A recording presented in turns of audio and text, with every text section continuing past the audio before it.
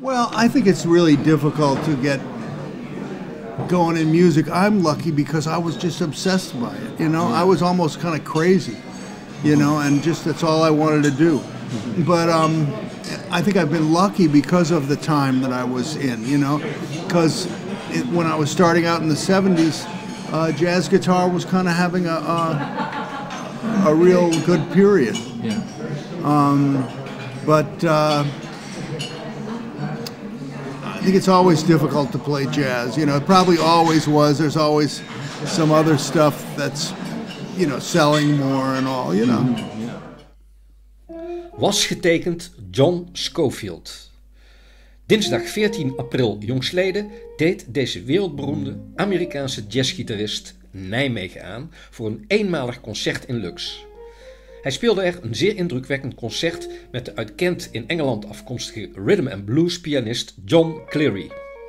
Het is buitengewoon zeldzaam dat een buitenlandse beroemdheid van dit formaat onze Waalstad bezoekt en de Muzen is dan ook buitengewoon trots dat we de muzikus die speelde met onder andere Jerry Mulligan, Chet Baker, Jacob Pastorius, George Duke, Billy Cobham, Charles Mingus en natuurlijk Miles Davis bereid konden vinden zich voor onze camera's te laten interviewen voor deze extra uitzending van de Muzen.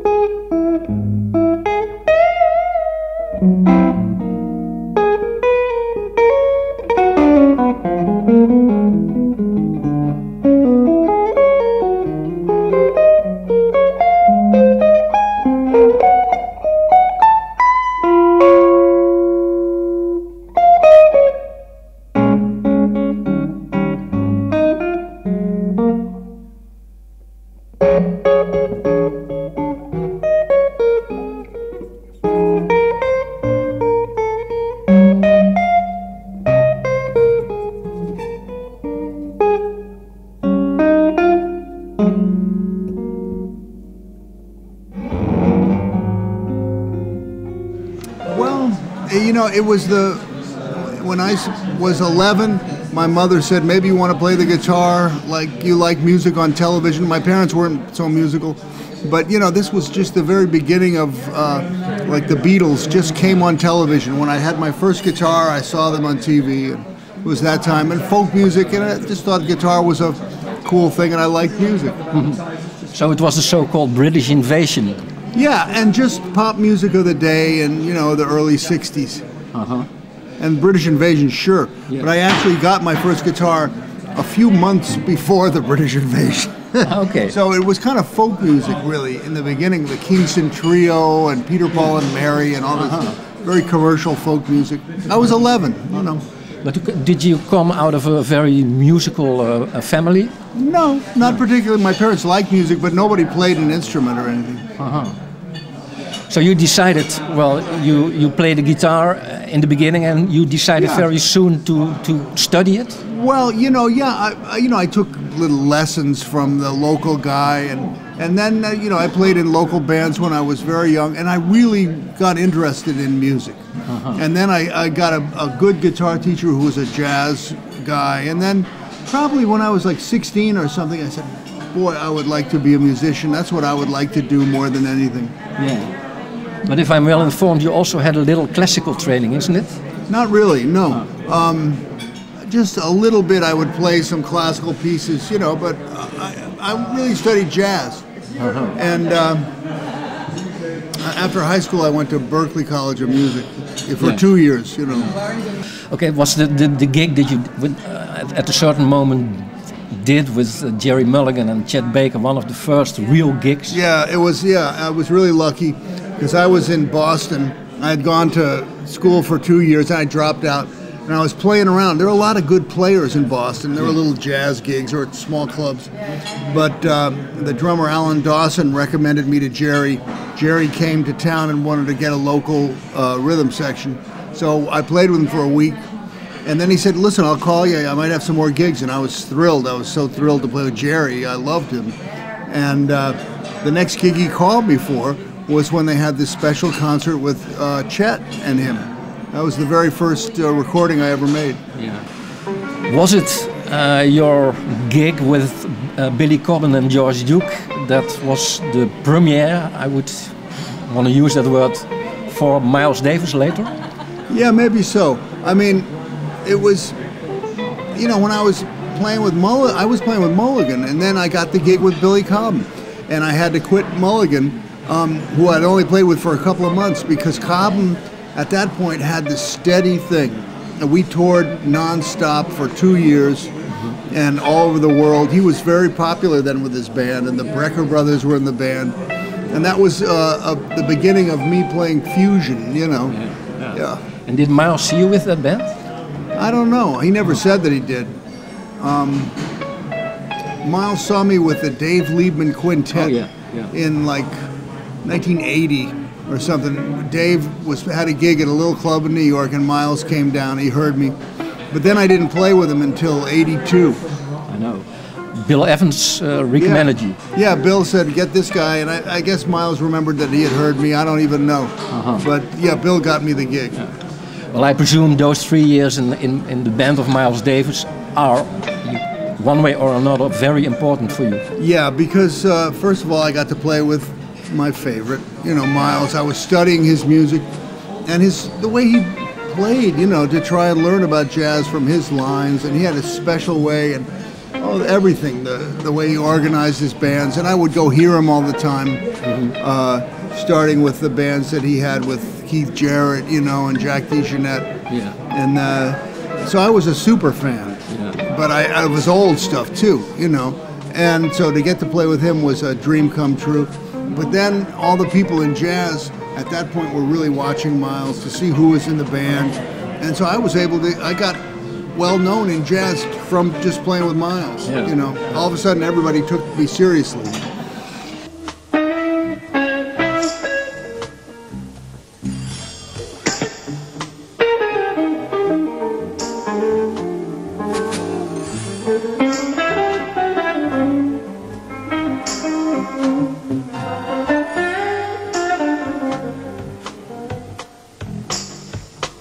you're trying to tell a story, you know, and you're thinking about just getting something happening. And then when you break the string, and then your flow is lost. But hopefully you just keep going, you know. But is it a story about aesthetics that you are telling? Well, is it beauty that you convey? Well, it's not really about words, is it? You know, but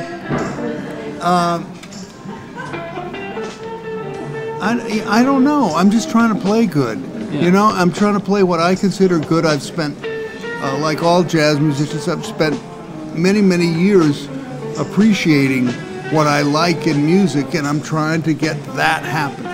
Something that pleases me. Mm-hmm. And you go from one thing to another, and sometimes you catch a wave, and it keeps going, and one thing comes after another. And then you keep searching, you know. And beauty is part of it for sure. Mm-hmm. And you know, there are a lot of different things in music that you like, and you sort of, oh, I'll get to this or I'll get to that. You know, I'm just fishing around. Mm-hmm. And trying to not, you know, it's important to not sound like I'm talking right now. You know, luckily, I think I can play better than I can speak. You know, but just have one idea naturally follow another and have it be smooth. I like it to be smooth. Mm-hmm. And, you know, you want it to be somewhat concise. You know, and I really listen to the other guys. Yeah. Then I'm okay. If I listen to what's going on around me, you know, people think, oh, that's just the accompaniment and then the lead voice, the solo. But, you know, you want to fit in with the accompaniment. So it's up to the soloist to really, you know, leave some space so the whole thing sounds like music. Yes.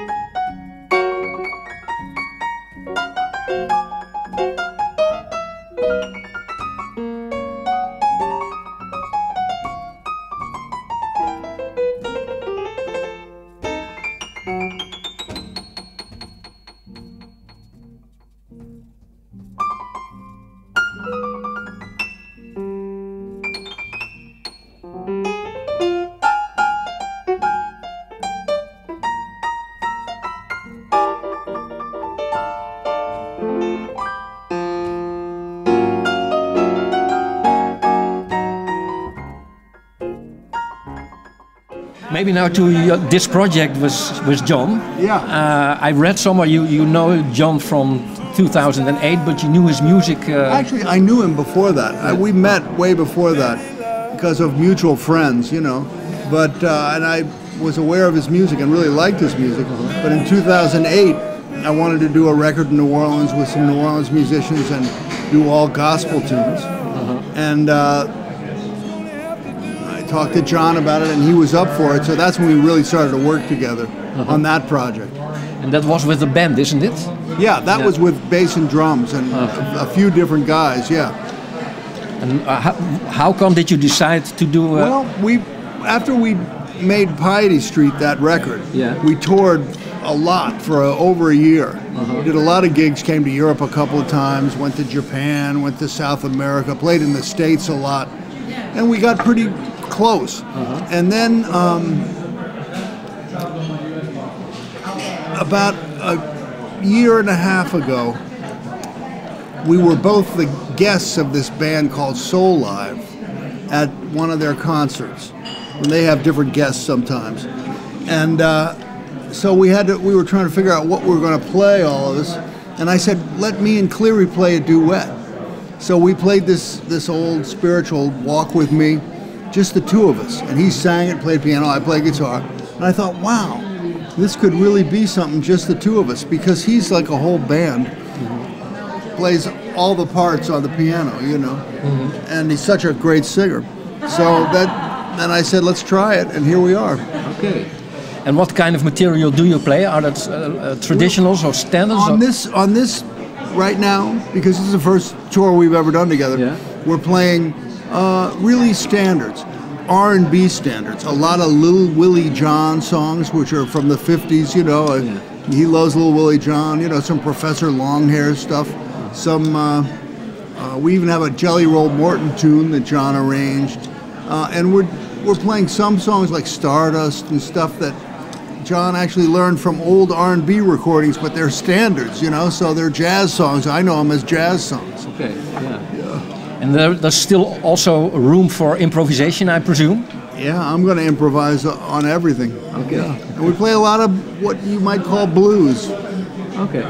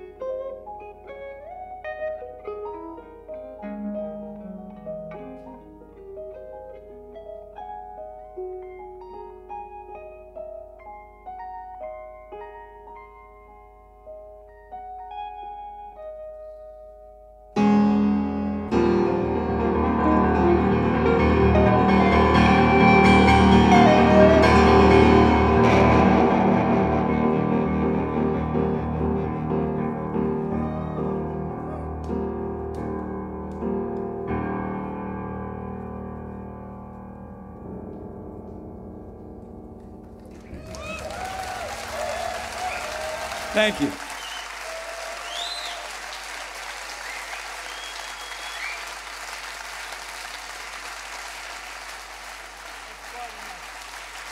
Thanks a lot, everybody. Bye-bye. Deze extra uitzending van de Muzen werd gemaakt door Hans van der Marel en Bas Andriessen.